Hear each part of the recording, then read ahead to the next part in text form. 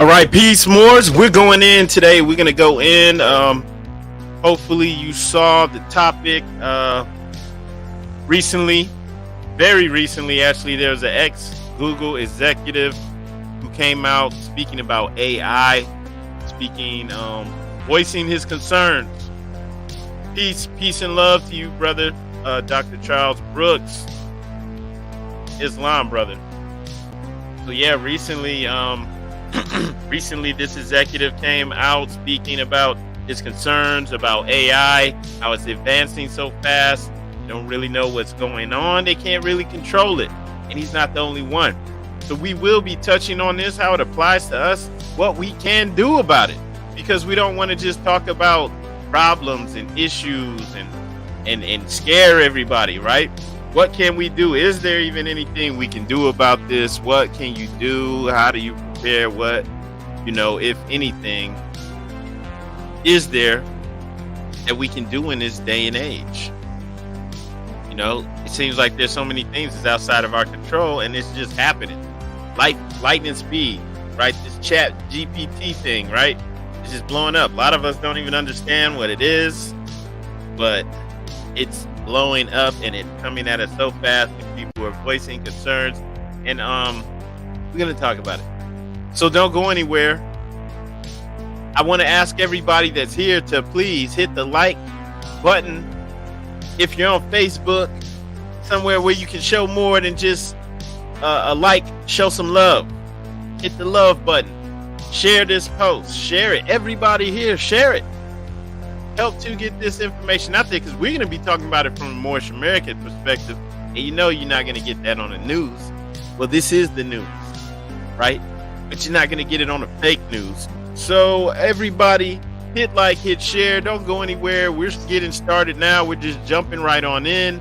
I want to thank you all for being here. Now show some love. Hit the like, hit the share. Don't go anywhere. It's chapter 7. Mind of an Asiatic, homie. Yo. See, any other time, I wouldn't pay you any mind. Put my best foot forward in every verse and every line. I used to dream, I used to pray about the day that I get signed into the truth. About this business just blew my mind. I swear to God, I used to think all I needed was a skill. High verse, catchy hook, dope look, then get a deal. I used to love the rock a sold out show just for the thrill, until the real was revealed to my spirit like Jabril. I'm iconic. Black is beautiful, but if you blackballed, you masked up. Can't see the light, they say black cats are bad luck. Black is a color, and we're not painted, stained, or varnished. With these black labels, our heritage remains tarnished. Black power made us all raise our black fist. But whoever did, we soon put on the black list. Black people, where's your black flag unless you're killing roaches? You say you black and you proud, but yet we're not the closest. Emotions are high when we become a black target. If it's illegal and moves, then it's on the black market. Bad guys wear black, that's some color of law.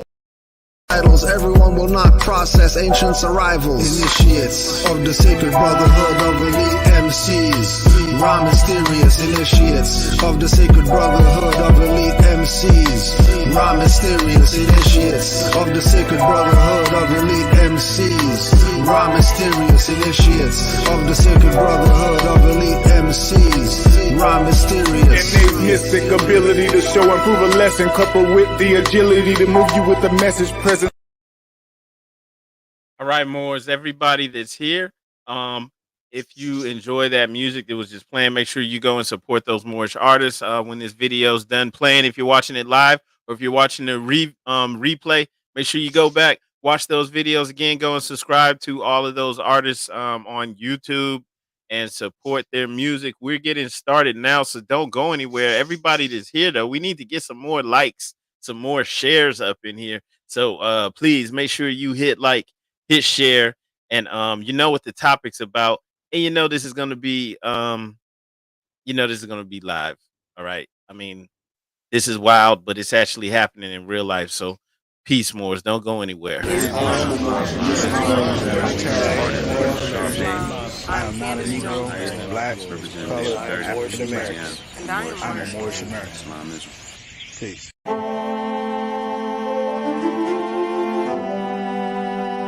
Yeah. Hey, 5 on the right, 2 on the left, man. You know what time it is.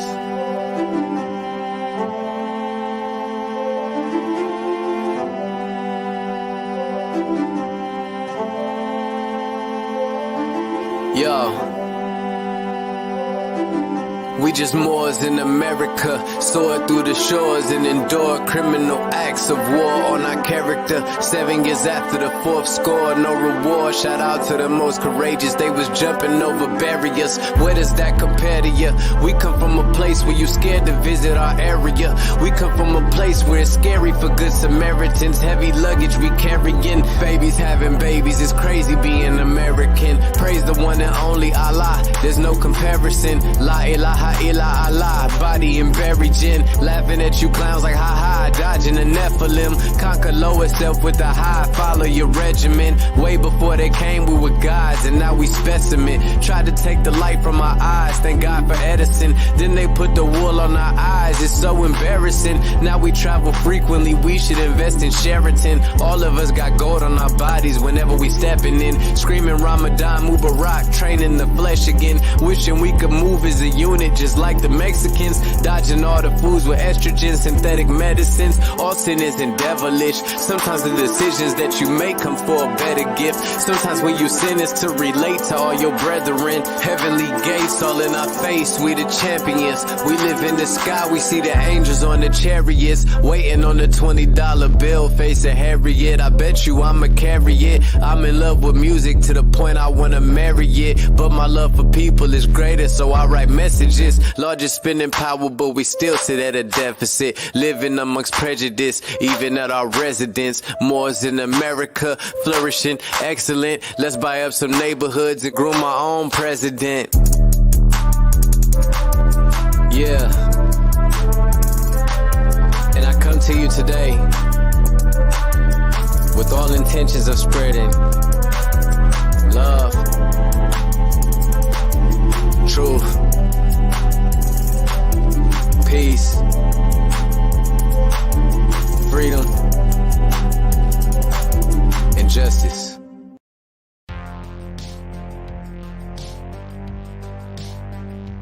Okay, once again, everybody that's here, if you haven't done so already, hit the like and the share button. Want to say good afternoon or good evening, depending on what time zone you're in.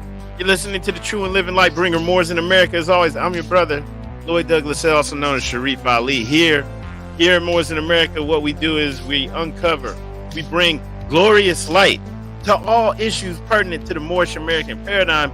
So this stuff they're talking about with ChatGPT and AI and quantum computing and all of these things that you may or may not have a thorough understanding of, it's being unveiled that these things do and will continue to have an effect on our collective reality. So it's not something that we want to ignore. So we are going to cover this from a Moorish American Muslim point of view.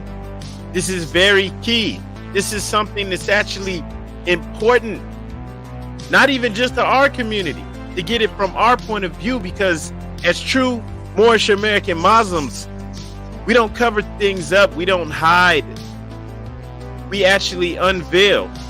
We tell the truth. We show the truth. We bring light. We are light bringers here. So we're about to shed some light on this topic, maybe even show it to you in a perspective that you weren't thinking of before, because that's what we do here on this podcast known as Moors in America. So hopefully everyone's having a wonderful evening, a wonderful afternoon. If you wouldn't mind, please share this broadcast on your favorite social media platform, Facebook, wherever you at. Twitter. Are we on Twitter? We're not on Twitter right now for some reason, but share it everywhere. So don't go anywhere. You know how we do. We're getting started, but before we do, I need to see some more likes, some more love in here. Moors, I know I see you're on Facebook, you're on YouTube. Hit that like button, hit the love button, and please share this video. I'm only asking that you share it because let's just keep it real. It's not being promoted by the machine. It's not being promoted by the machine. Okay? The algorithms changed like a year ago, maybe a year and a half, 2 years ago even, where they started pushing material like this further and further down. And especially something that's coming at you non-scripted, non-GMO, non-watered down, not corny, cornball, fake, debates where we're just trying to be like WWF wrestling or something like that, creating, these fake beefs with people and all of this, this stuff is just dumbed down and stupid and foolish and not accomplishing anything for anyone. We don't do that here, right? And so it doesn't get promoted unless you promote it. And so for me, hey, you're not making me money. I do this for free. It's a labor of love. This is not how I support my family. So I'm just saying, now, if you want to send a donation, go ahead and do so. That would be much appreciated. But I'm just saying, share it. Just share it. That's all you have to do if you're watching. So I'm just asking everybody to share it. Share it on your favorite platforms. Also, make sure you subscribe and check out our website, moorsinamerica.com. And so, here we go, Moors. Hang on. Buckle your seatbelts. We're about to go on a ride. Don't be scared. Don't worry about all the doom and gloom and all of that stuff. Don't be scared. We're going to cover it. We're going to get in. We're not scared over here. We are fearless. We are upright, independent, and fearless. Okay? So this is what we're going to do, Moors. Hang on. We're getting started. We're going to go in on this topic, and there's no fear over here, Moors. Everyone hit like and share. Peace.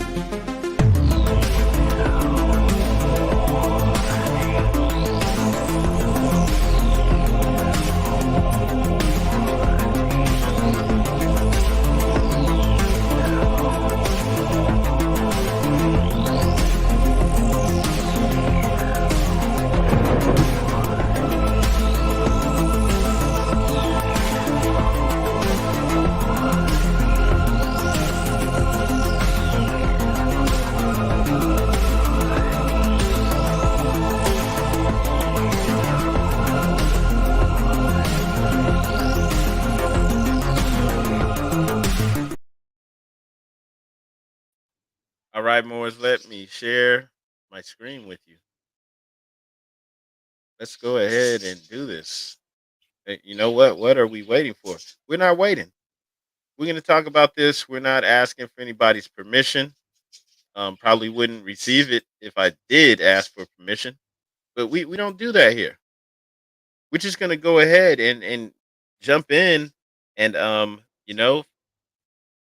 this topic is troubling. Yeah, I'm not gonna lie, it's troubling because the things that are being discussed are outside of our control. As far as we know, right? Like physically, doesn't seem like there's much we can do about it. But it seems like there's been a slow trickle of information coming out that it's like we've been getting weaned into this new understanding of this new reality, this quantum reality with this AI, this transhumanism that is being promoted to all of us, whether we realize it or not. It's been in the movies for a while. It's been in all of the well, not all of, but a lot of the science fiction movies, um, even in cartoons, right? It's been there with this transhumanism, this merging of human and machine and robots and just artificial intelligence. It's been happening for a while. Many may not will not remember this, but yeah, a few years ago there was a guy, I believe his name was Andrew Yang, that ran for president, and he was standing on the purpose of universal income. Like we could look him up real quick. What he wanted to do was to bring that issue to the forefront. At least that's what they tell us.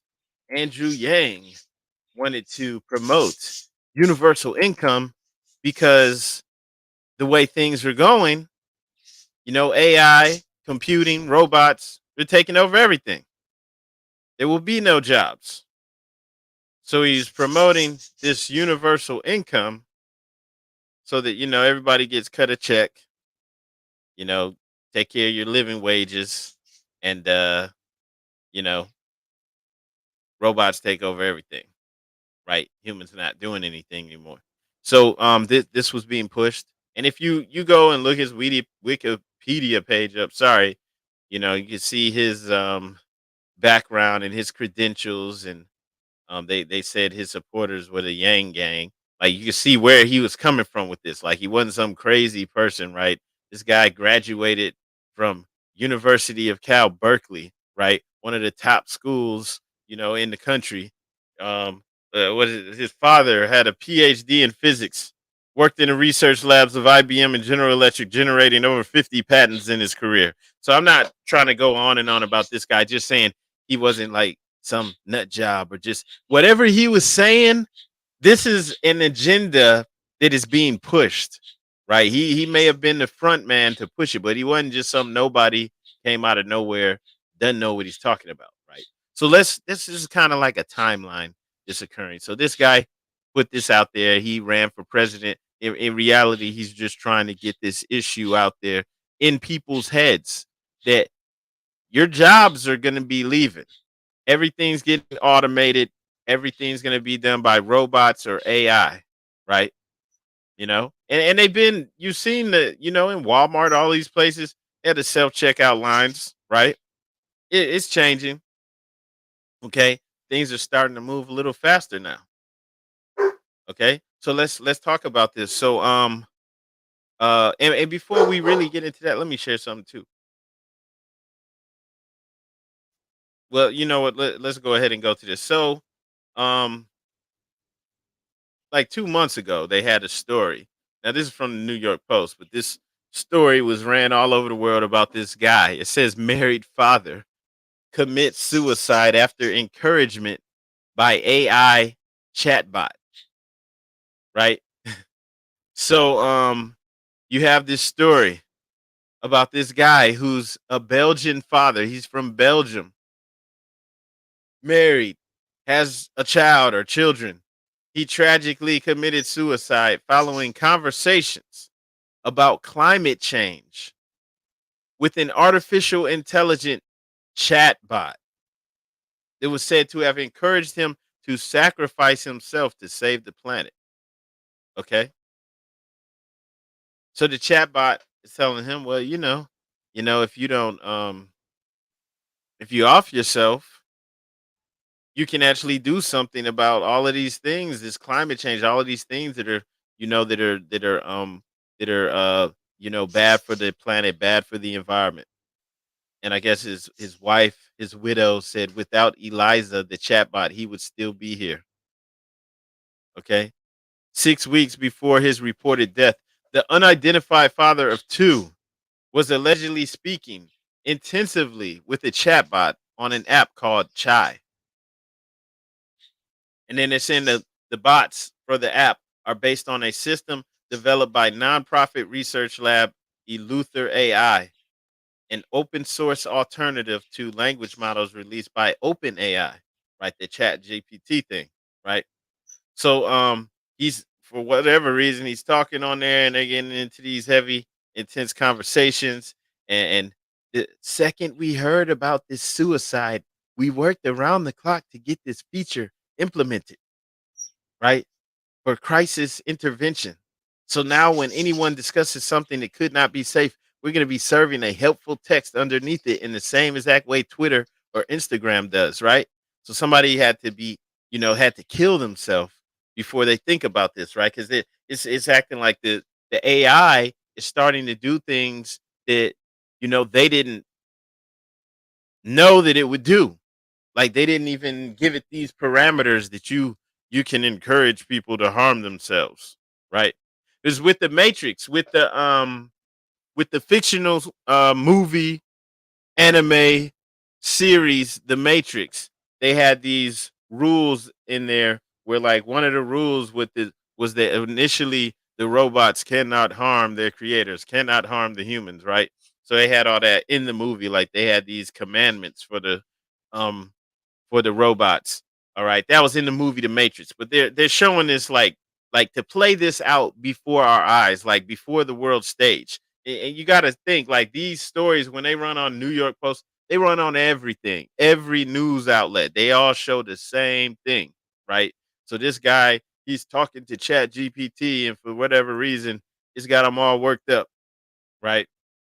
And I know some people, I know what you're gonna be thinking, like, who cares? He killed himself, right? Yeah, I get where you're coming from, right? Humans have been proven to be scum. I get that, okay. But I just before we really get into this, want to let you know, like, nobody is like absolved from this this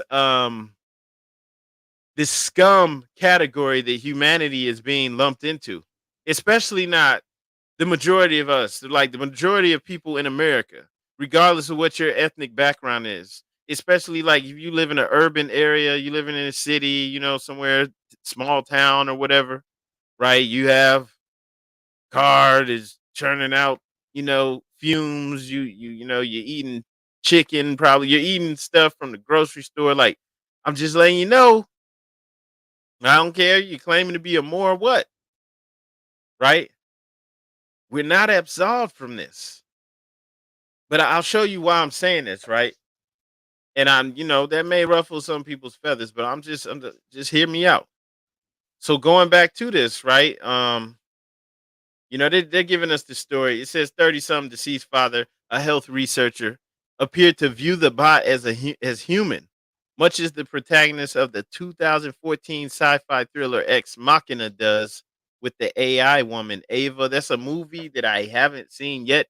Maybe you should have watched that, you know, or should watch that soon. Maybe we can come back and talk about that movie. But so they're just saying that, you know, he's speaking to it, having this heavy conversation with it, and somehow this thing went sideways. He had some echo anxiety, and the chatbot was letting him know that you are a huge part of the problem.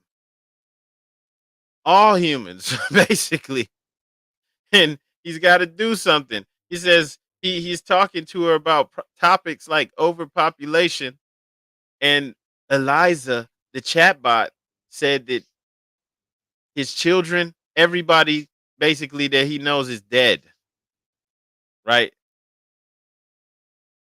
So you know, they're all part of the problem, right?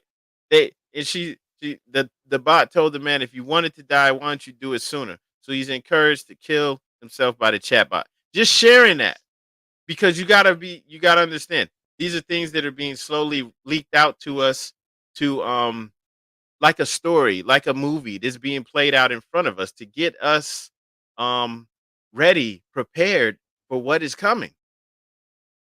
Okay. And we're gonna talk about this Google exec too, right? Speaking about the the machines, the AI wanting to turn against us possibly. But this actually goes pretty deep, right? So there's something else that happened too recently. Let me share the screen again. Okay. Shout out to the brother Seer because he did share this a few days ago. Uh, check that brother's channel out too. If you're not already subscribed, you probably already are. Go to Seer Ducateers over there on YouTube. Check him out. Yeah, he shared this YouTube. I can't play any of this stuff, unfortunately. Like YouTube demonetized me for like the dozen, you know, like the 12th, 13th time. But so he shared this video where this guy, this Silicon Valley dude, Chat GPT creator himself, is now worried about AI. So this guy, he's going like before Senate in Washington D.C. to ask them to come up with regulations for the new AI technology. Right? He's asking the government to regulate them. As the seer says, he said this never happens. Industries don't come to the government saying, hey, lock us down, you know, put controls on this on our industry. They don't do that. So this guy, and he's the Chat GPT creator himself, is now expressing concern to Washington D.C. about AI they're not really aware. They don't really understand it. They don't really know what it's capable of doing. It's kind of scary. We need you to place regulations on this thing. That's what they're saying. That's what this guy's saying, right? He's going to them. He's asking them, please place regulations on this, right? And so this is actually happening in real time. That happened, I believe, this month. It happened in May 2023. So very recent. Um, so that's happening. Um, Now we've got before we talk about that Google exec too, we've got some other things that have been happening too. Um, Building up to this. There's this guy that many people never heard of named Jordy Rose. Jordy Rose. This Jordy Rose dude, I believe, let me pull him up real quick. I think Jordy Rose was also an ex Google um executive too, right? Jordy Rose. Let's see.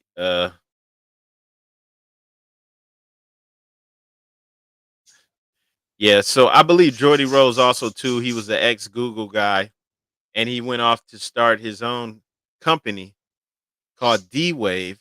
And within this company, he claims to have created quantum computers.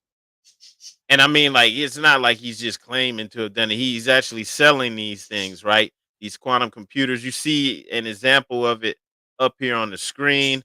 I wish I could play the videos where he's actually talking about this stuff on here. Some of the stuff he's saying, man, is wild. It's really out there. But he's not some conspiracy guy. He's like, legit one of these Silicon Valley dudes, right? Robotics and AI, who is actually founder of a quantum, it says the world's first quantum computing company, but he's actually the owner of this company. They really create quantum computers, and he's saying a lot of stuff that would throw people off, that you would be like, "What the hell are you talking about?" Right? So just to explain briefly, these are examples of this D wave quantum computer, and the quantum computer is nothing like what you typically think of as computers. Like if you're like me, I'm sitting in front of a computer right now doing this. It's not like that. The quantum computer is so sophisticated, the things that it's able to do, all right, um, are on the next level. I mean, that's basically like the simplest way I can explain it. It's next level. It's not what we usually think of as a computer. He described these things, and you see the examples that's up here on the screen. These big, huge black boxes, right? But on the inside of it, it's like super cool to the point where it's sub-zero temperatures on the inside, and it's this huge empty space, but then in the middle of the box on the inside, it's got like a black box. It's basically like has a heartbeat, right? Right. I don't know what it's made out of.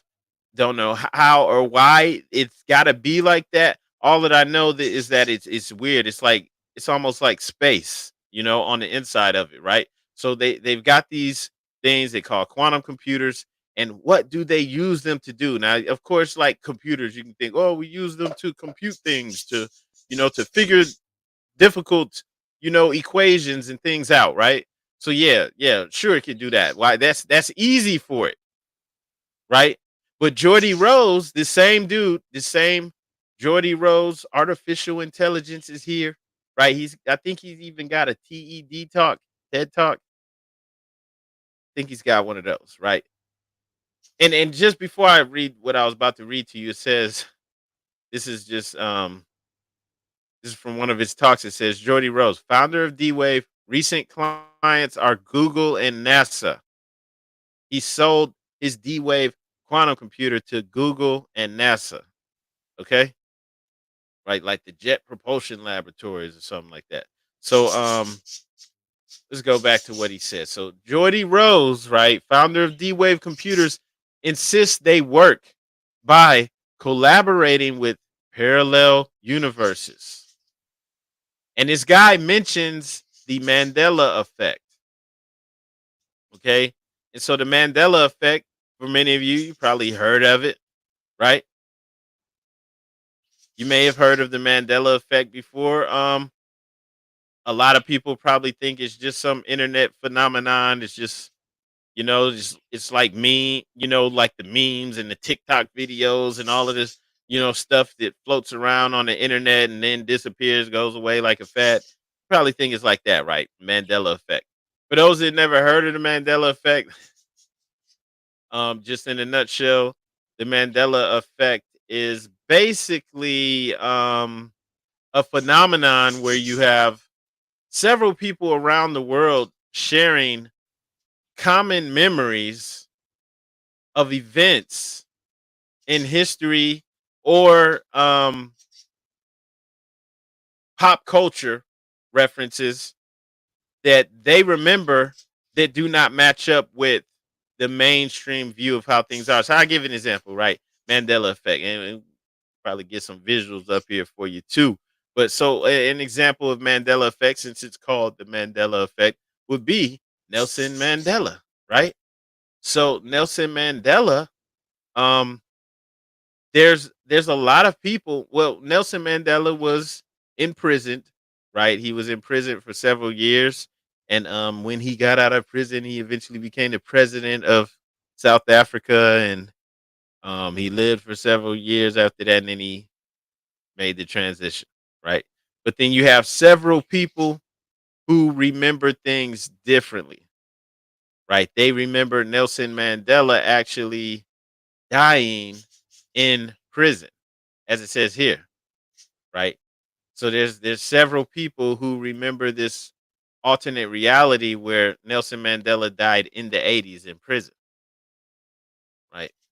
He actually passed away in 2013, right? So many people, maybe most people, right, remember him getting out of prison and then becoming president. There's a lot of people that claim that didn't happen. And so then there's all these other Mandela effects, different things that people remember similar to that, where you have a mainstream view. This is how it happened. But then you have also hundreds of thousands, maybe even millions of people who remember something totally different. Some people even finding like picture, like evidence of it, like an example, people remember in Star Wars, when Luke Skywalker is battling Darth Vader, Darth Vader says, "Luke, I am your father." Right? He says, "I am your father," or something like that, right? But then there's a whole bunch of people that remember something totally different that like makes no sense. Okay? And I'm so sorry I don't remember the exact quote, man. But there's a whole bunch of things like that, and it affects a lot of people. A lot of people find it interesting because there's this common belief here. It is Luke, I am your father. Empire Strikes Back. A lot of people remember that. Luke, I am your father. Then they're surprised to learn the line was actually, no, I am your father. Right. So, and then some people just say, it's not a big deal. Y'all just, not remembering it correctly or it sounds similar or whatever. But anyway, this guy, going back to this again, this guy who, remember, his clients are NASA and what's his name? NASA and also Google, right? Okay, so this guy whose clients are NASA and Google mentioned the Mandela effect and talked about how the D-Wave computers, how they actually work, they collaborate with parallel universes. So the way that they actually are able to work, the capabilities that they have, it's beyond understanding. It's beyond my capability of explaining it. Because I don't know how quantum computers work. I'm not going to sit up here and pretend that I'm a quantum physicist or something like that. Like I don't understand. I don't understand how it works. Right. And then I see another example up here. Sinbad played the genie in the movie, right? People remember that. I don't remember that. I remember Shaq being Shazam, but a lot of people remember Sinbad, and then hey, just one other example, right? And gratitude though, what you're saying in the chat, right? People feel like it's a deja vu type thing when in actuality, if you are looking at what these people who are operating at the highest level, like, in Silicon Valley, even to be a client of Google and NASA, these are people who have sometimes, some cases, they have like high security clearance. So when they're saying these things and they're having these talks and discussions, right? You have to pay attention to what they're saying. They're not just making this stuff up. So when they're saying that they're messing around with parallel universes and alternate timelines, right? And they're literally telling you this, there's actually something going on. Now you can overlook it if you want, go ahead, but there's actually something going on here, right? So getting back to this, right? Because I didn't even read the article. So this is just from Reddit. The links are in the description if you want to go back, because I'm not gonna read the whole thing. But just speaking about Jordy Rose, I believe there's a quote in here. It's like, I'm not gonna play the videos. I believe he has the quote in here. But yeah, so Jordy Rose, man behind the first and only quantum computer company in this article, is 5 years old, so there may be more by now. Sells its computers to Google, NASA, Lockheed Martin, is literally telling us that they tap into parallel universes and do computations. That's this guy Jordy Rose's quote, right? And he actually starts off his talk speaking about the Mandela effect and how people out here in the world think that his quantum computers are responsible for these Mandela effects. They think that, like, people are starting to think this, that they're playing around with alternate timelines, and it is starting to affect the entire population. We're all starting to see these glitches, right? And the guy actually, Rose, he says this in his talk, and he makes light of it, he makes jokes of it, but he doesn't deny it, right? He doesn't deny it. Right? He just goes from talking about the Mandela effect to talking about one of the interpretations for how D-wave quantum computing works.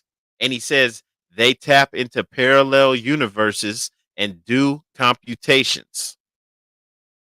And they've been in service since at least 2013. And that's about the time people started noticing these Mandela effects, right? Started noticing all of these crazy things.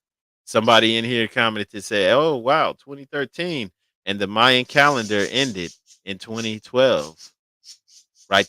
And actually, to get back to that, the Mayan calendar, man. Let's talk about that for a second, because all of this stuff ties in. I want to really, like, I actually want to go in on this because it's amazing, like, how deep this actually goes. And it's so easy for people just to brush this stuff off like, it's nothing.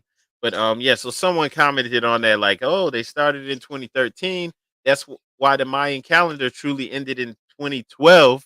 Okay. And the thing about the Mayan calendar, I want to get a visual up here, the Mayan calendar, right? So with the Mayan calendar, okay, you have this almost alien looking, you know, um, depiction. And we have some of the artifacts, they're carved in stone. You see all of these cycles, all of these wheels, all of these characters and symbols, hieroglyphs that mean something, right? And the Mayans used devices like this, or they use this type of imagery to measure time. And they're measuring all of these cycles. So you have smaller cycles, and then you have larger cycles, and then you have larger cycles, and you have the greater cycle that goes out on the outside. Like, so you have, the smaller cycles, like maybe the different ages, time periods on this planet. Then you have like the cycles that affect the entire solar system, and you have like the processions that the planet goes through, the processions of the equinox. Then you also have the greater cycle, which would be the entire solar system going around the great sun at the middle of the Milky Way galaxy. So you also have a galactic cycle, right? So there's smaller cycles of maybe 6,000 years which will be how long or roughly how long each age is. And each age has a different effect on humanity. But then you also have a larger cycle of like 25,000 years, which would be like give or take maybe around 5 ages, maybe between 4 to 5 ages, right? They form a greater cycle, right? And so the Mayans actually measured that stuff. They measured it. And with the whole thing, for those who remember the whole 2012 thing, right? The whole 2012 thing wasn't really about the end of the world. That's just how it was told to us. That's just how it was explained to us, because we're getting things from a limited perspective, like the understanding of the Mayan calendar for the most part is being given to us from a European perspective, because they're now going back and doing archaeology and uncovering things that their ancestors in many cases were burning, were destroying, or hiding in the vaults of the Vatican. Now these things are starting to come back to the forefront. And so we're getting it from a limited perspective, right? So that's why you had this back in 2012, going back to 2012 about the Mayan calendar. That's why you had this fearful message being spread about how, oh, 2012, it's going to be the end of the world. The Mayans said the world it would end. Is the world going to end in 2012? You know, people were actually thinking like that when they were just talking about the end of an age. But one of the things that the Mayans pointed out was that, you know what, after this age ends, we're drawing a blank. Like, even though we have these complicated cycles and a philosophy that blends science and spirituality, right? Where there's no separation of science and spirituality. So they had this culture which was based off a more ancient culture that they inherited from the Olmecs. And the Olmecs, I mean, pretty much you could say the Olmecs are so old, maybe they came exactly directly from Atlantis. So they have an older culture and understanding of things that blend spirituality, and where there's really no separation of science and on spirituality. And so they're able to even predict the future, or they're at least able to understand what's coming with these cycles, the way they're able to determine things. So one of the things about the Mayan calendar that really would have stood out to those studious to those students of the occult, to those adept thinkers, it would have been that, hey, the Mayans aren't really saying the world's ending. They're saying that, at the end of this age, we don't know what's next. Like, we don't know what direction humanity will go in. We can't really see beyond this veil. Like, there's a veil there, and we can't see beyond it. Will humanity ascend? Will they descend? Which way will they go? That's what was occurring. Really, that's what was occurring with the Mayan calendar, even though many weren't talking about it from that perspective. Right? They made the 2012 movie. Anybody remember that? They made it. Look, man. Oh man, like, they made the 2012 movie, and in that 2012 movie, everything was happening. Right? If you saw that movie, every possible disaster was happening. Look at the cover art for the movie. You got the waves coming, the water's rising up so high, it's gonna cover up the mountains, right? You got earthquakes just splitting up the land, everything's happening, right? The waters are rising. Look at it, taking down Rio. And ice age. What? You got the seas rising, you got ice age, you got the lands breaking up, the earthquakes, the volcanoes, just everything happening at once. So on one hand, Hollywood wanted to push that fear message. They wanted to push that. But also, okay, this is the perspective they were giving to us, but also the Mayans didn't see the end of the world like Hollywood depicted. They're just showing the end of an age, the end of an era, an epoch, right? And if we can't see beyond that veil, so it's really up to us, truly up to us what direction we want to go in. And so all of this is actually tied in, because if you understand now what we were just talking about, just speaking about this D wave, now all this is tied into the AI and things that are coming about. This is this Jordy Rose dude. This is why I wanted to tie in to the AI with Jordy Rose with the quantum computer. He's also speaking about artificial intelligence and what it truly is from their perspective. And from their perspective would be the perspective of an actual insider, somebody who is actually involved with this technology at a high level. Okay. And so getting back to this, now the discussion on Reddit was interesting because somebody brought up how, the whole 2012 thing and how they use their astrology or whatever, their understanding of how they measure time. Now, this is how we measure time. Now, in our current state as so-called African Americans, we're actually Asiatics, more properly described as Moorish Americans, right? Um, in our present state, we may not be, all of us may not be measuring time in cycle ages because we've gotten away from the ways of our ancestors, right? We were, most of us took on Christianity. It was forced on us.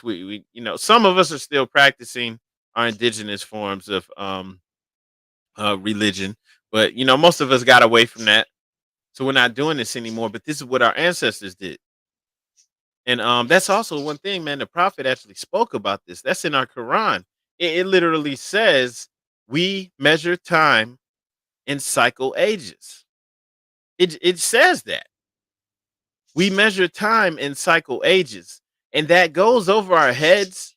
Especially if you're just looking through the Quran and or looking through the questionnaire, and you're not really getting any understanding. Maybe if you're in a temple and the people in leadership are not really equipped to teach, and it's not a knock to the leadership, just saying like they're not, they don't really have a good understanding of spirituality and what the prophet's bringing. They can't really properly teach, right?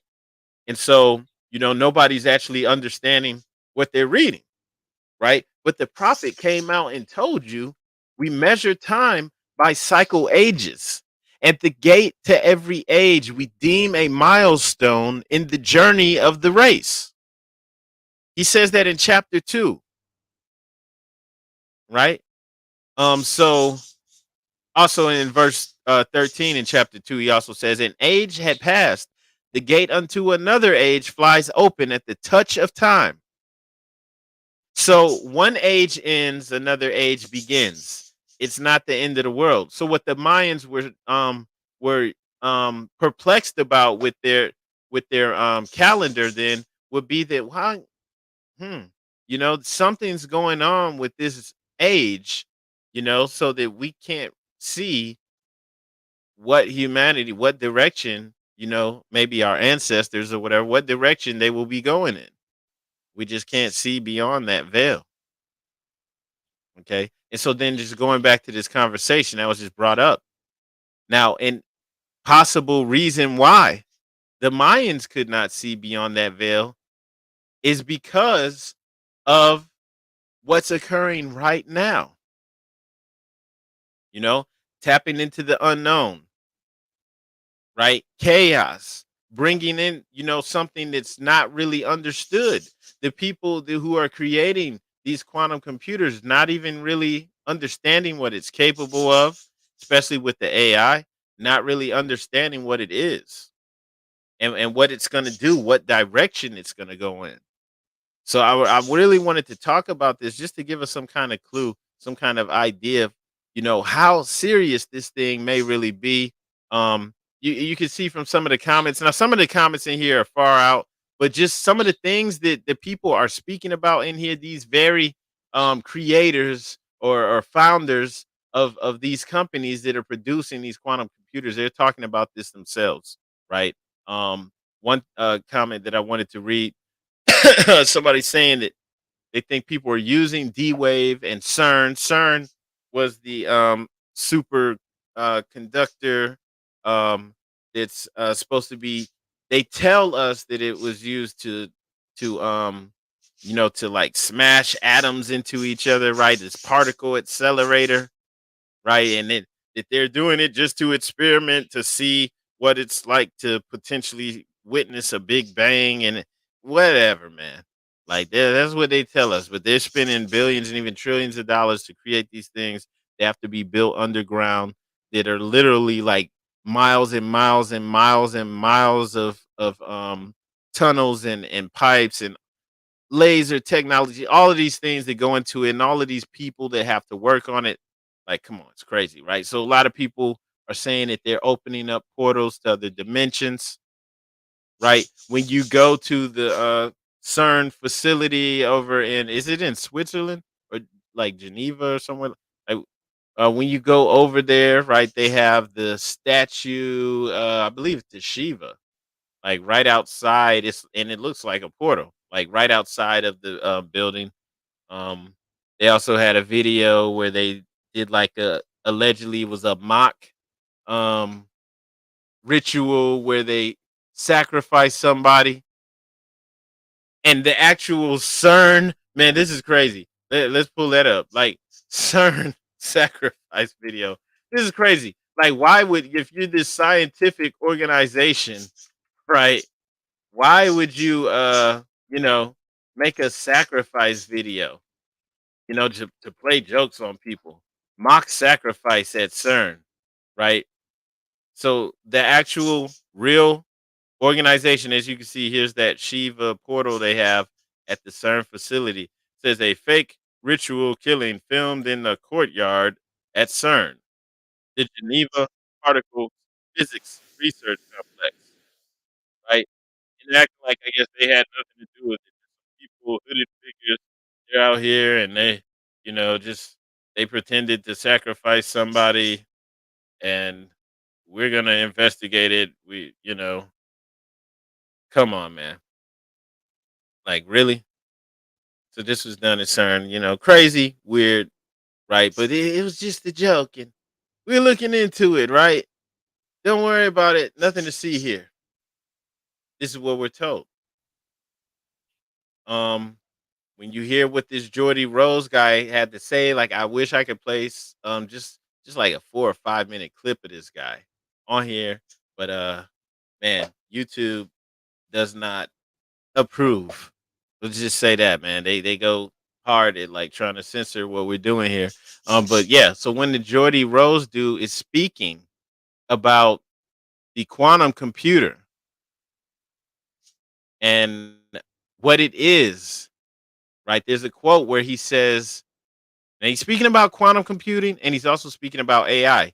He says, these things we are summoning, like trying to speak about what they actually are.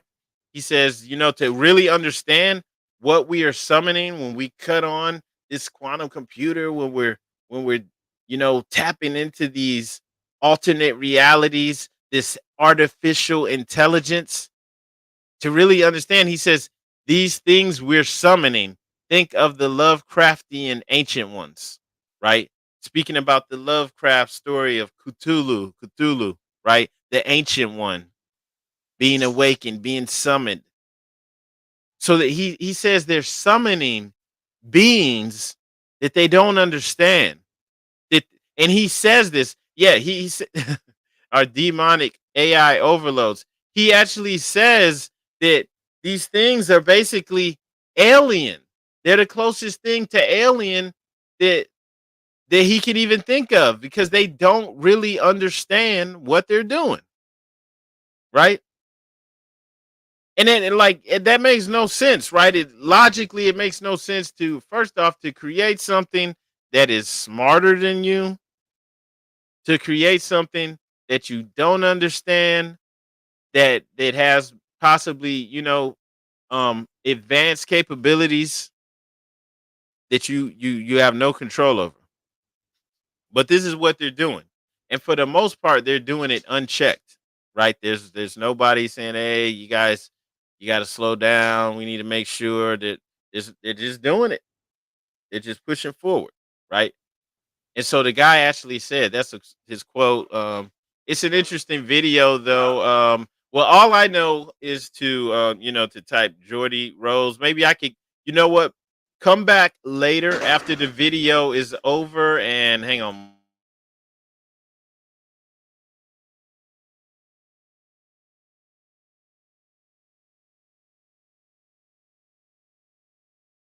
So anyway, just coming back to this, I will get the video link for the interview or the speech that I was talking about with this Jordy Rose dude talking about quantum computing and talking about how they're summoning these beings, these things that we're summoning. Right? I'll get that and put that in the video description so that you can come back and view and see what I'm talking about here, right? Because this is not a nobody, and he's speaking in a very occult manner, right? Speaking about this artificial intelligence. I wish I could play this video out loud, but I can't, man. But you can go. The video will be in the description, right? So he's speaking about exploiting parallel universes, and then he actually speaks on them summoning some beings. Like they don't really know what they're doing, right? Creating intelligent machines, AI. He likens it to alien tech, not alien technology, but he likens it to actual alien beings because they think for themselves. They're thinking at a higher capacity than humans, and they don't know what they're going to do. And so that just goes right into this New York Post article from May 18th, where ex Google exec Mo Gaudat warns AI will view humans as scum, could create killing machines, right? And so, of course, there's more to it than that. This article links to another post from the New York Post from April of 2023, where Elon Musk also came out, like everybody, all the Silicon Valley dudes, they're all coming out talking about AI, how it has potential to destroy. And so Elon Musk in April came out saying AI has the potential to destroy civilization, right? And he's launching his own GPT rival. Now remember, as we spoke about this chat GPT thing in the beginning, we talked about how the chat bot basically convinced some dude in Belgium, a father and husband, to kill himself so that he could save the planet. And billionaire Elon Musk now wants to launch his own rival to chat GPT, even as he sounds the alarm. Like why are you trying to launch your own at the same time you sounding the alarm about the dangerous potential of advanced artificial intelligence, warning it could destroy human civilization if left unchecked, right? So he's coming out here saying this stuff, right? AI is more dangerous than, say, mismanaged aircraft design or production maintenance or bad car production, right? In the sense that it has potential. However small, one may regard that probability, but it's non trivial. It has the potential of civilization destruction. This is the guy they, hold up as he has the keys to the future. This Elon Musk dude is a big time proponent of transhumanism. Like there's an actual push to upload your consciousness into the internet, right? And to actually, insert nanotechnology and things like this into humans. And they're pushing this and they're doing it on the low. I'm not really going to get into how that's happening, but they've actually already started it, right? So, he warned in February AI was one of the biggest risks to the future of civilization. So all this is occurring, okay? And then the ex Google guy comes out and he's saying that artificial intelligence powered machines could one day view humans as scum and could create killing machines, similar to the ones depicted in the sci-fi movie starring Will Smith, that I Robot movie, right? He used to be chief business officer for Google's clandestine research and development arm X. He's fearful of a future scenario in which AI decides it needs to destroy the human race. But don't worry, nothing to see here. That day is still a bit far away. That's the quote. Hey, don't worry about what I just said. He said that the future could look like something from iRobot, the 2004 film in which Smith battles a machine army. Right? Ah, ha, ha. Everybody laugh at the. It's just it's just jokes, just fun and games here. Nothing to see. You know, right? No worries. AI could create these Terminators because it will be able to generate its own computer power and do installations itself through robotic arms. Nothing to worry about, people. Don't worry about it. Right? We just gonna keep it moving. We're gonna keep it moving. Right? It does have the agency to create killing machines because humans are creating them. So AI might use it to dictate an agenda like the iRobot, the movie, right? And this dude used to be over the clandestine or R&D department, right? Don't worry about it though. He warns us. We've been warned. You've been warned from the beginning, right? Everybody's warning us. Elon Musk is warning you. Every Jordy Rose is warning you, right? Everybody's warning. So when they do it, nobody can say anything, right? Saying that AI could form a low opinion of humanity because the technology scours social media. Oh, why would AI form a low opinion of humanity if it's looking at social media, right? Right? And that's why I'm saying, like, people, please don't scoff at this and act like it's just talking about one subset of humanity, right? It's talking about everybody, right? We look at social media, especially what was just mentioned in the article, World Star, right? You're gonna see the fighting, you're gonna see the ignorance, the foolishness, and you're gonna see so-called black people that are really Moors as the face of it. You're gonna see you're gonna see Moors depicted as the face of this scum that we're all being lumped in with. And yeah, I seen those videos too with the robo dogs. Yeah, I seen that. Right? They had the robo dogs. They had another video too. I think it was fake, but where like they show they're supposed to be like training some robot and they're shooting and they're like, shooting around people and not hitting them. But then like the robot like starts going crazy and messing people up and that, it's probably fake, but I'm just things like this are actually happening though. They do actually have those robo dogs on the streets in certain places. I think they're in China, they're in places in Europe, and they're coming soon to a neighborhood near you, right? So it's crazy. It's crazy. And I know I know people might want to, laugh at this or scoff at it, but look, man, they're looping everybody in. You see what he just said about social media, right? We're fake on social media.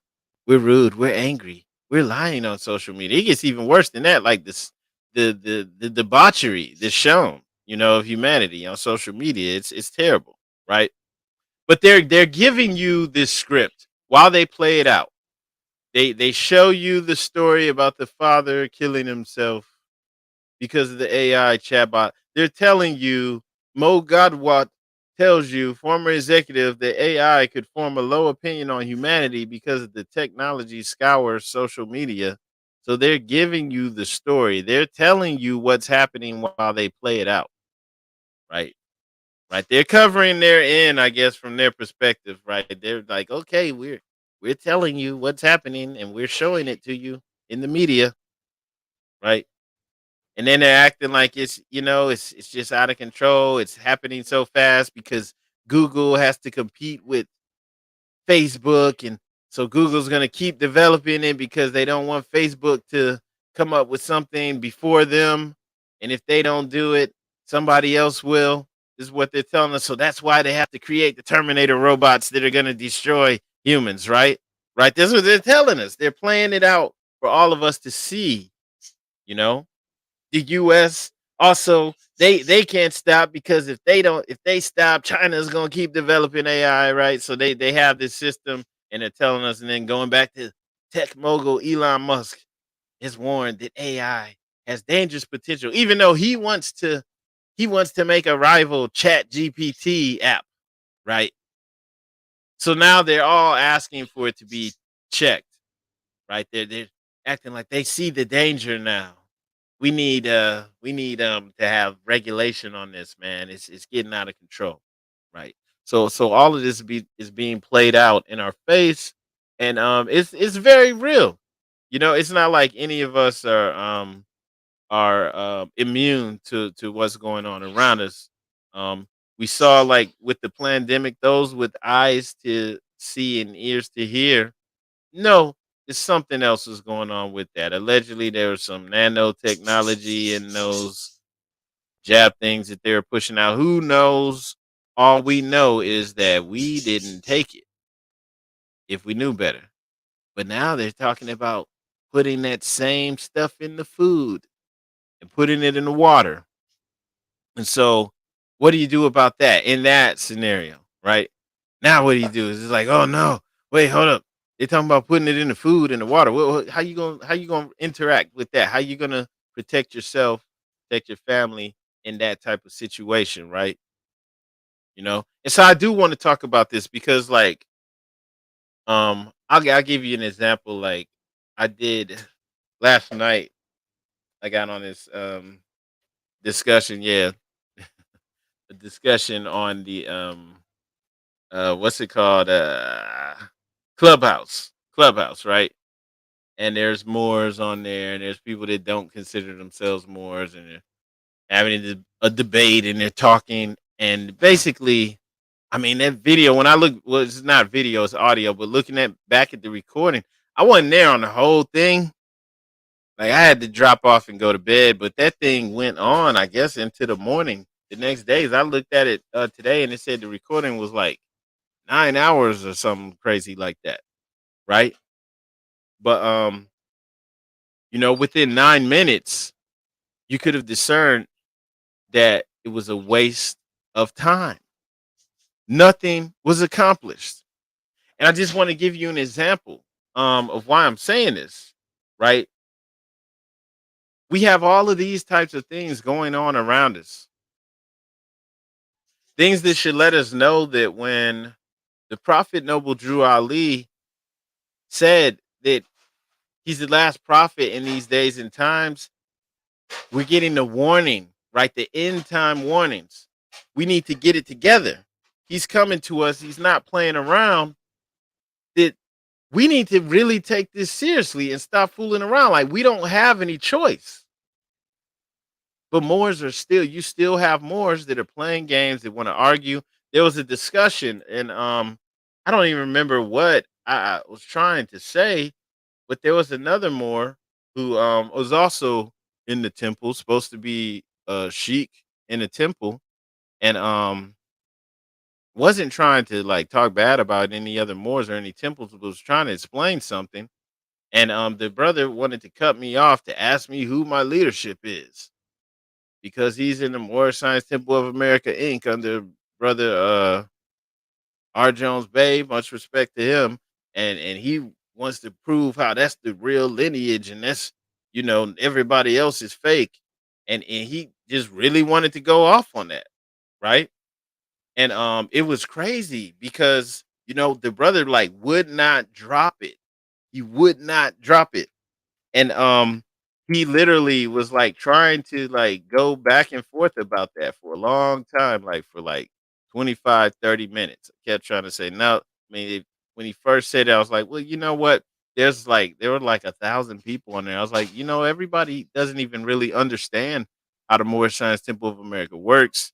Let's not air out all of these little disagreements in front of everyone. Let's talk on the side about that if you really want to do that, you know? And he just wanted to go on and bang about the different leadership. And the only reason I'm sharing this is because um, no more Science Temple of America, no leadership, nobody of, when I say body of Moors, I mean no administration, right, of Moors is pristine and actually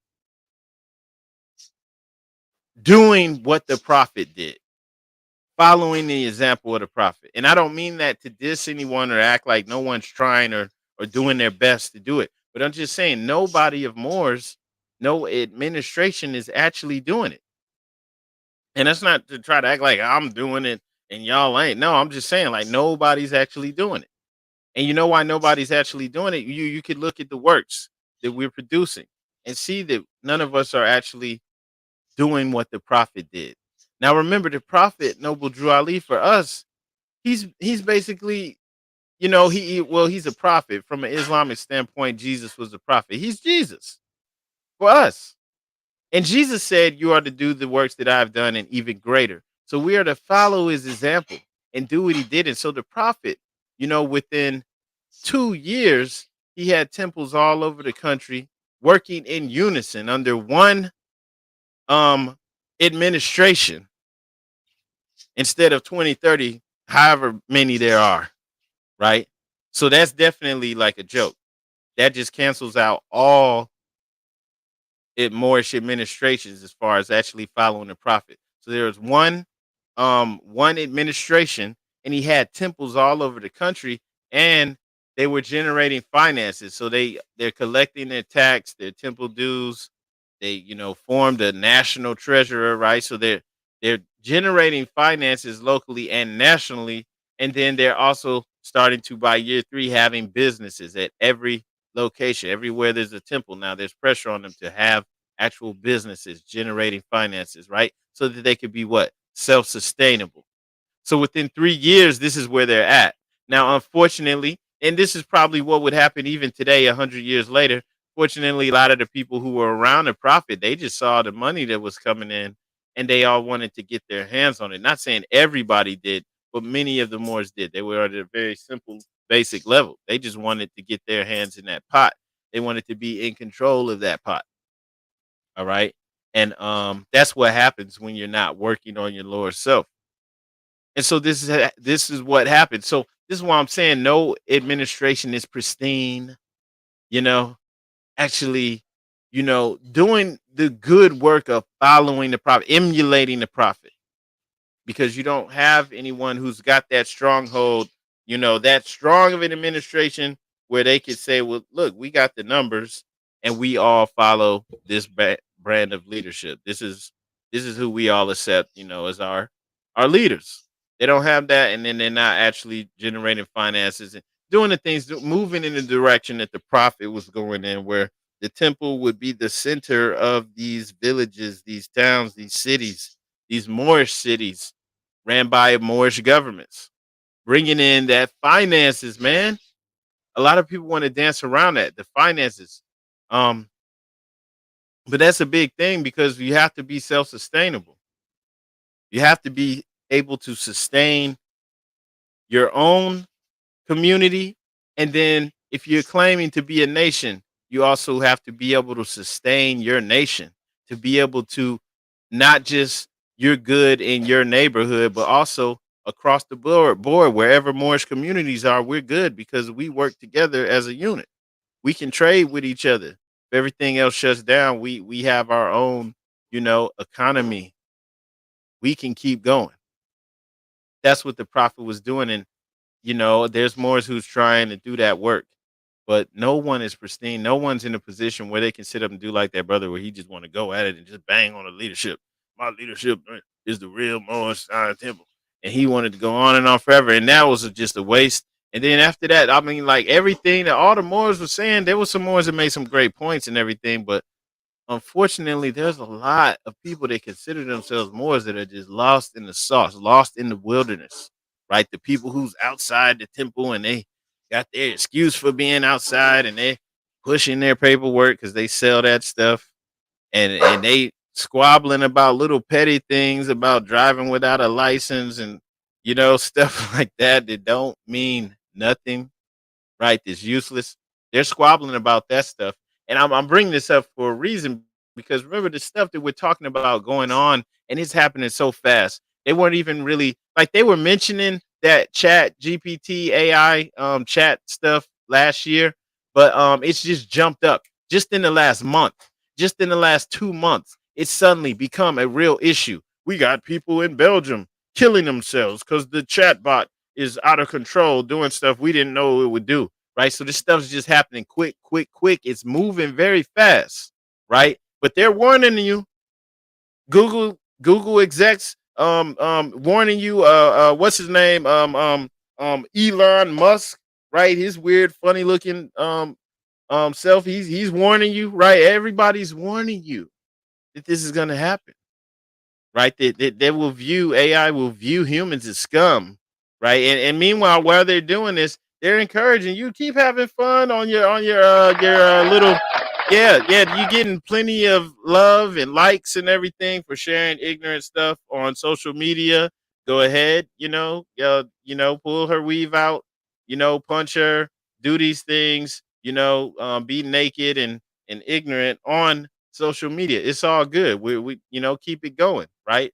But they're telling you the AI will view, more than likely will, he's saying possibly, but yeah, it's more than like when's the last time you looked at social media, right? They're gonna view human as scum, and they need to rid the planet of you, right? So they're setting this up, right? We've heard about the Rex 84 agenda. If you haven't, you can go and Google that. There's so many things that were set up to push through this genocidal agenda, the human population, the Georgia Guidestones. Look that up too, right? It it has to be cut down to a lower number, right? And so maybe this is one of the ways to do it. But this is being told to us now, and the Moorish conversation should be a little higher than that, right? When the Moors are coming together, we shouldn't be coming together to talk about should we be using the driver's license or not, or you Moors that's using that stuff, y'all fake. Like that's such a low level conversation, and it's doing nothing. But this is where the Moors are at. All right. And then you even have the ones that are supposed to be in the temple that are even supposed to be in leadership, leaders in the temple who want to squabble about and bang on each other about leadership. And these people have titles, which means that those titles, those people who side with them, who who you know who I guess you say validate them as sheiks or whatever they are, that means that none of them have any understanding of the prophet. None of them actually follow the prophet. Because in chapter 25 in the Holy Quran, right, in our holy covenant of the Asiatic nation, it says, ye are the children of one father, provided for by his care, and the breast of one mother hath given you suck. Let the bonds of affection, therefore, unite thee with thy brothers, that peace and happiness may dwell in thy father's house. So if you're claiming to be a sheik of the Moorish Science Temple of America, and we're supposed to uphold these divine instructions as law for us, you're supposed to know this inside and out, that you don't find when like I'll read the next verse too before I say this. It says, let the bonds of affection therefore unite thee with thy brothers, that peace and happiness may dwell in thy father's house. And when ye separate in the world, remember the relation that bindeth you to love and unity, and prefer not a stranger before thy own blood. So if we're supposed to let the bonds of affection unite us with each other, and when we separate in the world, remember the relation that bindeth you to love and unity, and prefer not a stranger before thine own blood. That means that yes, Moors live all over the places. We go to different portions of the world. We're supposed to remember that, but also on another level, as we separate in the world, right? Coming across maybe different philosophies, or maybe you join this temple that's over there that that's in your neighborhood or whatever, and somebody else is with these people. You're still supposed to remember the relation that bindeth you to love and unity. You're not supposed to play up or try to strengthen the perceived separation that you have. You're not supposed to try to strengthen the separation, right? You're not supposed to strengthen the perceived differences, because when you separate in the world, you're supposed to remember that relation that bindeth you to love and unity, and especially if that person is claiming to be a Moorish American Muslim, is claiming to uphold the prophet, to, to practice Islam. Especially, you're supposed to find 1,000 reasons to remind you of the relation that bindeth you to love and unity, right? Oh, this person is a Muslim. Oh, oh, your family's in a temple with you. Oh, you practice Islam. Oh, you uphold the prophet. You're not supposed to find things to separate you. So we have people, and I'm not gonna put the brother's name out there, but it's extremely disappointing because you have people that have these titles and these other people with these all important titles that want to, side with them, and none of their titles mean anything. That invalidates all of them. Not even the one that's running his mouth that nobody pulled to the side and say, "Hey, you're wrong for this." That invalidates each and every one of you. Everybody who co-signs on these people. It invalidates you all because that means that none of you actually understand your holy Quran. None of you actually understand the holy covenant of the Asiatic nation. You don't come against other Moors because they're under a different leadership. Because your ego wants to prove this point. A true mastermind, a true adept mind wouldn't be that concerned with trying to prove a point that is invalid because none of these administrations are actually doing the prophet's work, because we're not supposed to just pay lip service to the prophet. We are supposed to follow the physical and spiritual example that he set. All right. The prophet stressed the economic portion of the movement. He stressed it over and over again. He said the doctrine of economic security is by no means as widespread. He said that the preaching, of economic security. All right. He said the preaching of economic security. So this is a part of our religion, strengthening our communities, strengthening our economic base. And even though Moors are trying to open businesses and moving, that nobody is exactly following the prophet. Nobody is exactly following and actually doing what he's done. And there's people who've been in these positions for decades now. So don't try to hold them up like they are pristine and without error, especially to put another Moor down just for the heck of it. So that's showing that, we still, it's just I'm not saying that any of us don't have a lower self, but we have people who are in leadership who are still slaves to sin. And that's a big problem. And that's why you have these people who are pushing forward with AI and um quantum computing. They're messing around with alternate realities and intelligence that they don't understand. And they're using all of us as pawns in this game, whether we realize it or not. Because even if you didn't take the jab, they're still trying to put this stuff in the food, right? This mRNA stuff that they were putting in the jab, they're putting it in the food. They're putting it in the food, and they've been putting this micro dust, this nano dust all over the place. When you walk into Walmart, it just falls on you. You don't even know. You don't even know, right? So it's at a level where it's so despicable, it's so terrible that yeah, you could be all stressed out and scared and worried what we're gonna do. But here's the thing: what we're supposed to be doing as Moors is we're supposed to have our temples. We're supposed to be coming in and internalizing these lessons. See, if people were actually internalizing these lessons, you wouldn't have these Moors that want to fight about the leadership, right?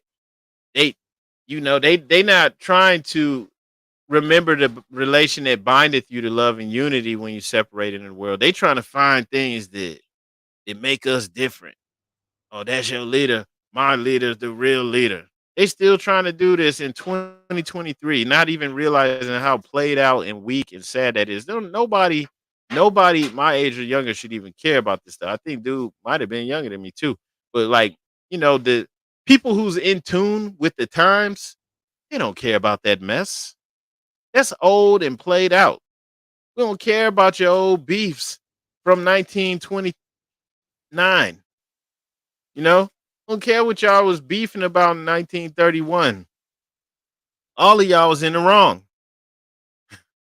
right? And the brother was crazy because he with the group that went and turned the temple into a 501c3 nonprofit corporation and had the nerve to be trying to talk. So anyway, that's wrong. And everybody that co-signed on that was wrong. And you guys want to uphold these people as your leaders. That invalidates us all. And that's why, at the end of the day, that's why we are not in a position where this pops off. They're really gonna start killing humans, viewing humans as scum. The Moors aren't good. I saw somebody share a video saying there's a video on what AI thinks of the Moors at Khalifa Media shared online. Sounds like we're good.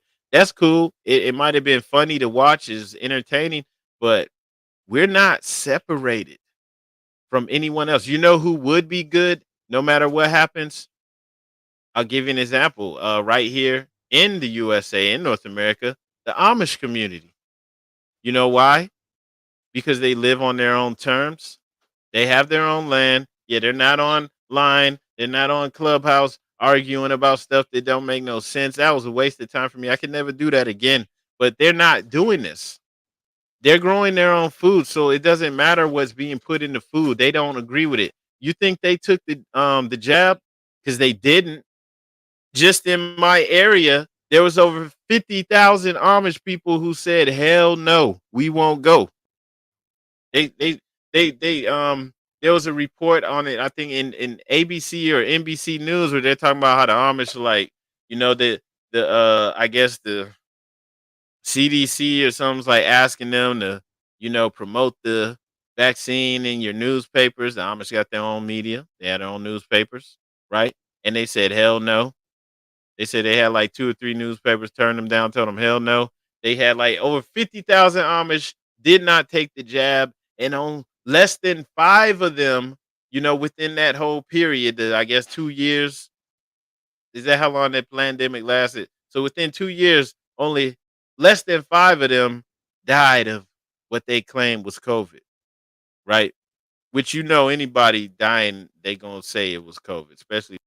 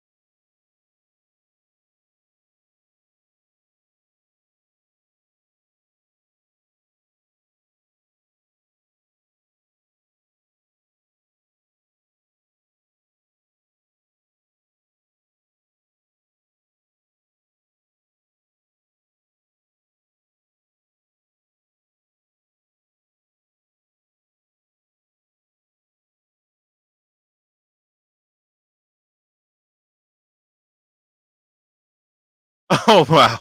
Wow. So yeah, my mic actually got shut down, y'all. It got shut down. He shut me down, man. Conspiracy, y'all. Uh, I'm just joking about. I don't know why it shut off, but we here. But just going back to the Amish, man. During that time period, right? So 50,000 of them, didn't take the jab. On less than 5 of them passed away, right? And guess what? They didn't shut down. They didn't close down stuff. They weren't wearing masks. They didn't take the shot. They didn't do none of that. They were good. They were good. They just went about their lives like normal. Nothing happened to them. And so, and then after, towards the end of it, like the media, the news, they put out some video about the Amish talking about they have achieved herd immunity. They've they're the first community to achieve herd immunity. Like get out of here with this mess, man. They had to like cover their tracks like, oh, the Amish did it. They did it the old fashioned way, by being exposed to COVID. Like, dude, there was nothing for them to be exposed to because they didn't take the shot. They didn't take the jizzab. They weren't going for it. Right there. I'm just using that as an example because um whether you realize it or not, they good. They grow their own food. They live there according to their own way. They actually hold to their religious book, their Bible, right? And if they do have squabbles, which they probably do, everybody, people don't always get along all the time. We don't hear about it. No one knows about it, right? Right, they're definitely not, like, in the courtrooms in trouble because they don't wanna drive with their license. No, they handle their business, and they do have businesses that because, like, they sell, and trade, goods, right? Because they produce.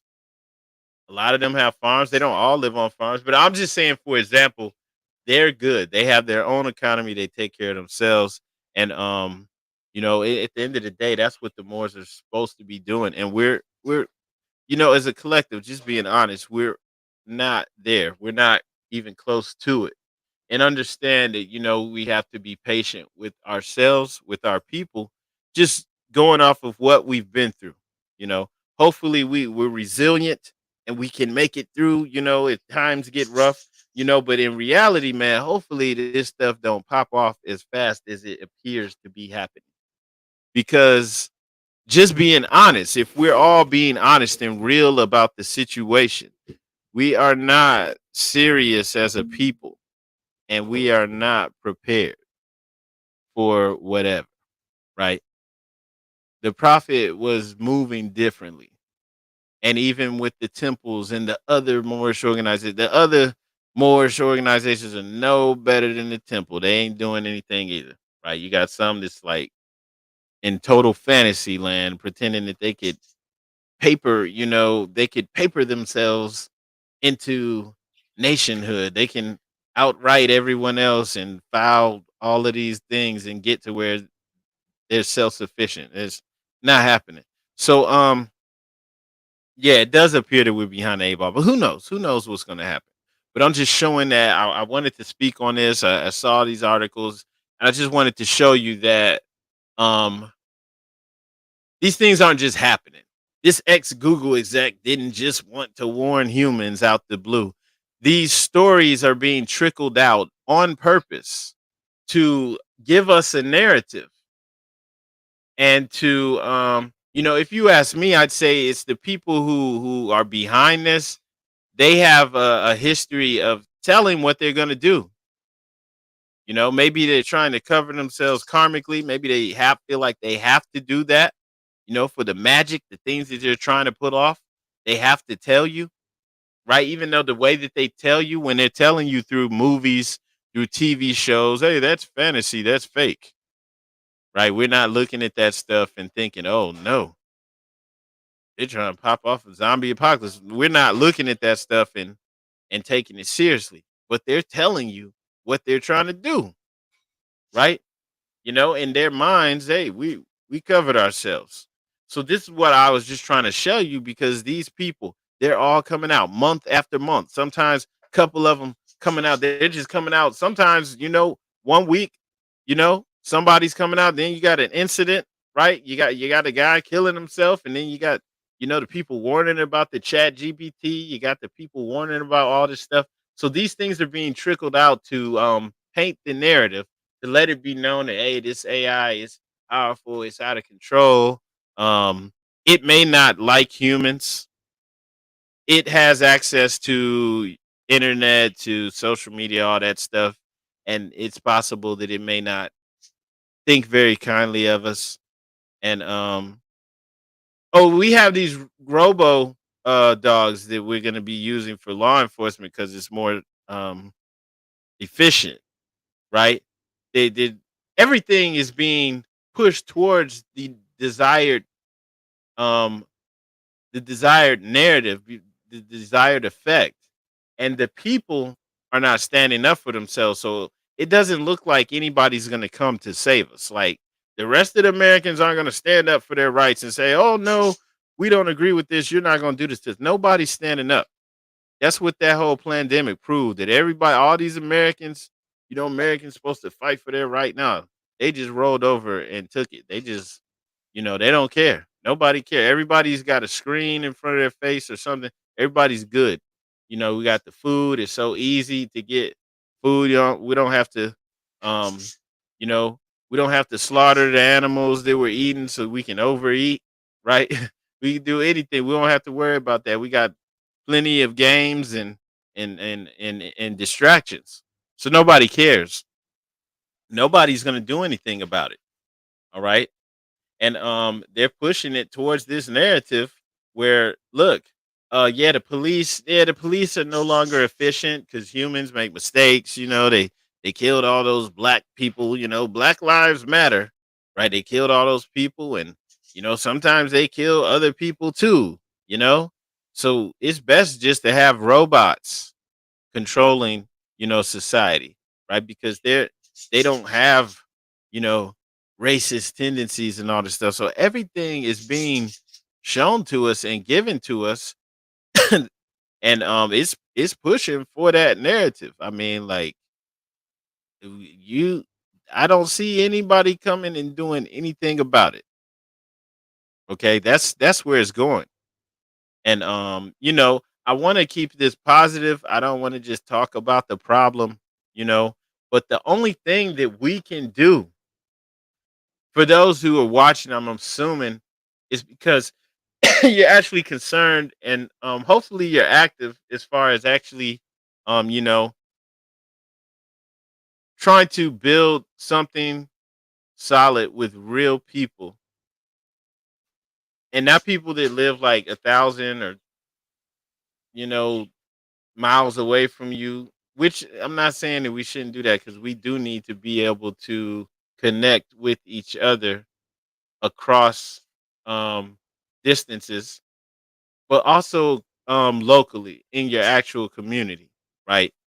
Hopefully, if we're not doing that yet, we're going out and we're trying to do this to build with people in our communities, um, and to start practicing group economics at some level, so that you can, at least at the local level, start either investing in creating your own business, some type of venture, whether it's real estate, something that you can do with as a collective. This is something that you got to do for yourself as well. It's not saying it you don't have to still take care of yourself, your household. You need to do this for yourself, but then also to do it as a collective, right? Kind of um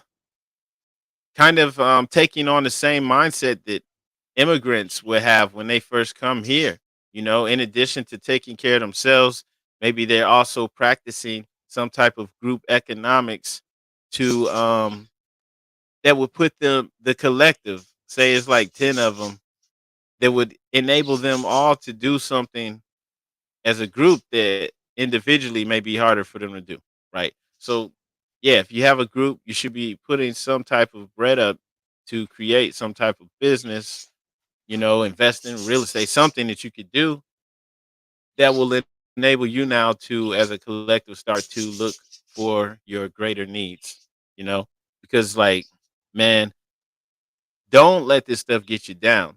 But at the end of the day, we do need to come up with plans. We do need to get land, acquire land, like, legally, lawfully, so that you don't have any issues with it, and begin to grow our own food, because we don't need to be up under anyone else's thumb. I'll tell you what, the water, without being all sad and stuff, the water, like, just where we're at, the water quality is not good. I don't want to say that about where I live, but it's the truth. The water leaves like a film around the sinks and stuff like that. And like, just personally, we had to get a system installed to clean that mess up, right? And I'm only saying this because somebody's messing the water up. They're putting chlorine and fluoride in the water, and who knows what else. Plus, it's coming from a water treatment plant, right? And that was just an example, but then the food, the stuff that we're consuming, right? The seedless things, all that stuff. So we want to, at least um, acquire land, and in order for it to be sustainable, we have to be bringing some type of service to the people. So that's really what it should be about. Just to bring this back to what really matters, because it's not all about this stuff, the AI and all this stuff that can't really do nothing about. We can't do nothing about AI if we can't do anything about our, situation we're dealing with right where we're at. So this is really what matters, and really why I'm ending this off with this. So what it really should be about is finding ways to create a sustainable community.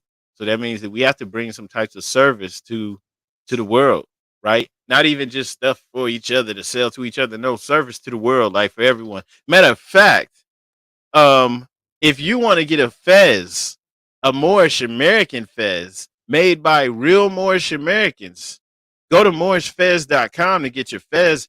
I don't care what your ethnic background is. That stuff is not important. We are not racist over here. We are not hateful. We love. And so anyone who wants to get an actual real deal Moorish fez made, produced by Moorish Americans, go to moorishfez.com. Highest quality handmade fezzes. Crafted fez with the finest wool, complete with tassel and leather sweatband. Wear the national headdress of Moorish Americans with pride and respect. 3XL size fez is a comfortable fit for brothers with dreadlocks. Shipping worldwide. Go to moorishfez.com to order. So just we all have to bring services, we all need to be of service to humanity. And we all need to bring things to the table, like at the end of the day.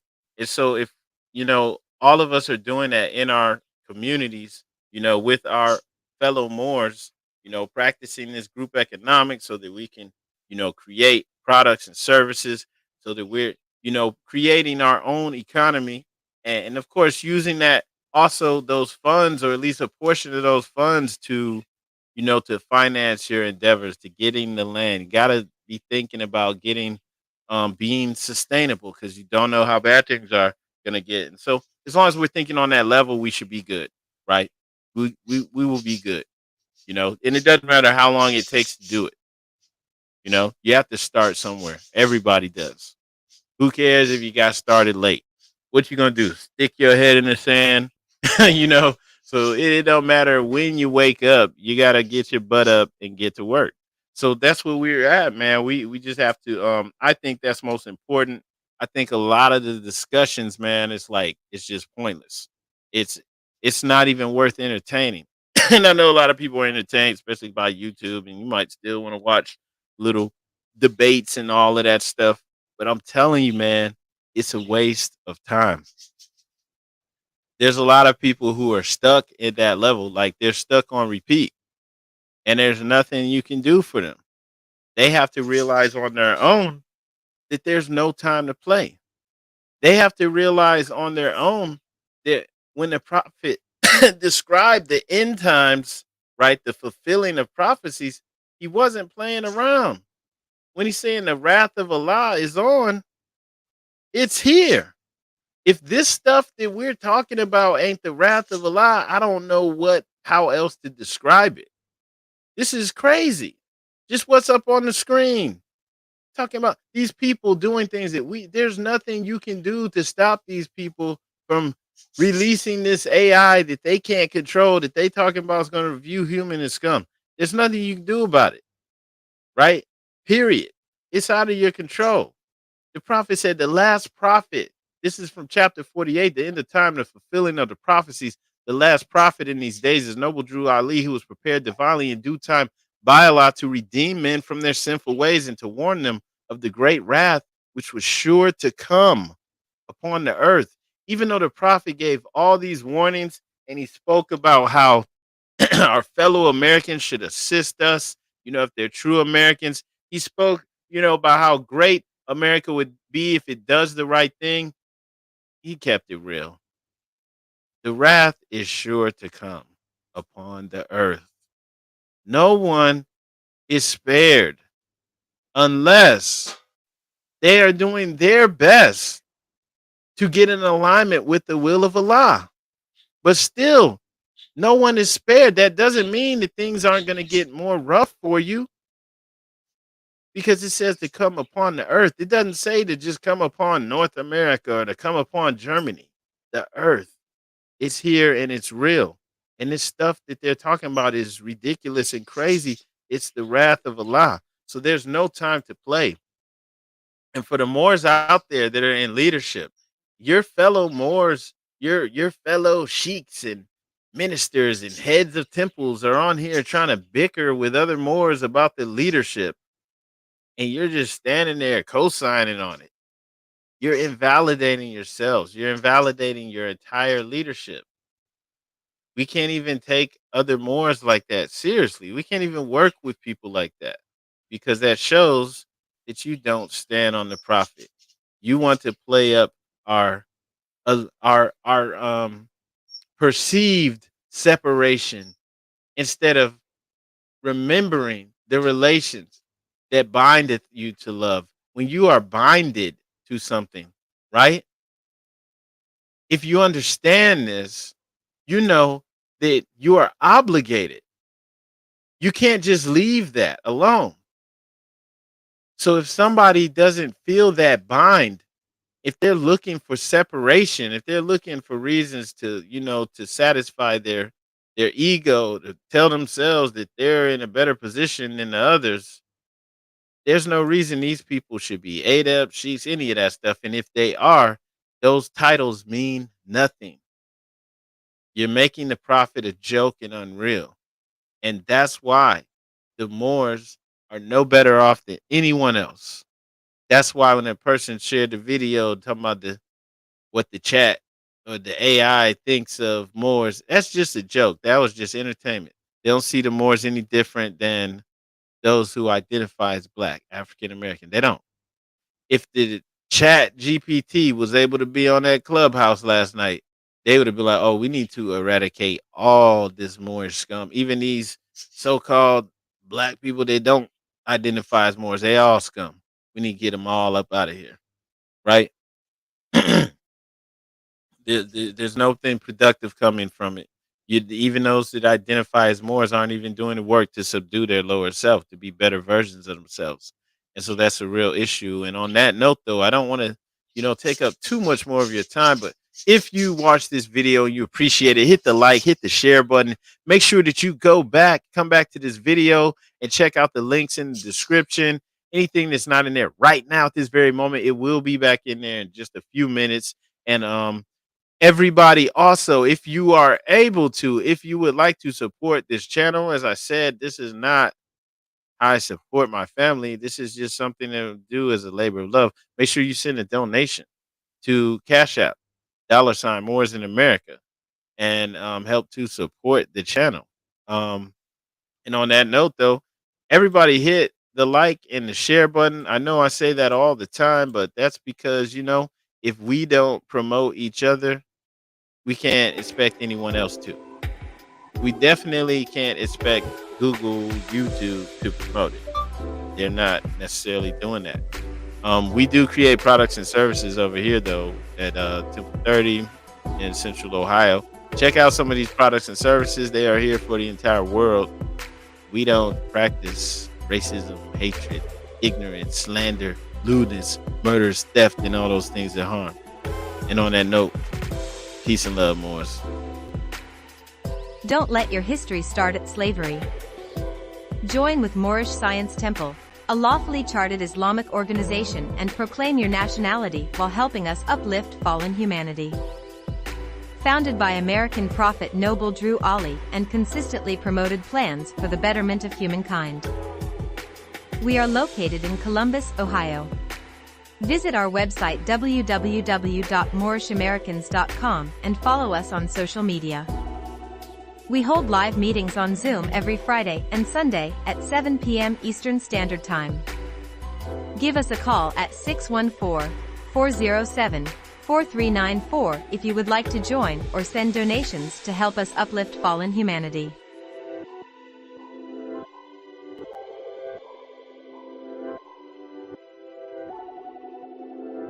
Fez Caps blends Moorish style with modern streetwear hats. The cutting-edge design features Moorish symbols with a silk tassel on the dome of the cap. More than just a fashion statement, Fez Caps represents something powerful and ancient within you. Go to fezcaps.com to order your Fez Cap now. Every day, billions of searches are conducted online, therefore it is critical that your company stands out to the small percentage of clients who are essential to your business. Our team of local digital marketing consultants and SEO experts is eager to help your company achieve its goals through a consultative approach, top Google rankings, and collaboration with industry experts. Here at Adept Marketing Solutions, we stand for integrity, dedication, ingenuity, and results. We know how to navigate the ever-changing digital landscape and what brands must do to succeed. Visit our website to see what we can do to help you reach your goals.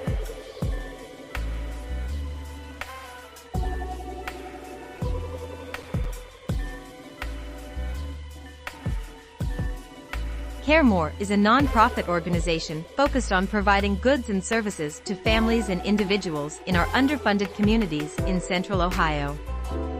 We have created an online presence to reach members of our Central Ohio communities, as well as local events and meetings to give away supplies and donations throughout the city all year long. Visit our website to learn more and to send a donation.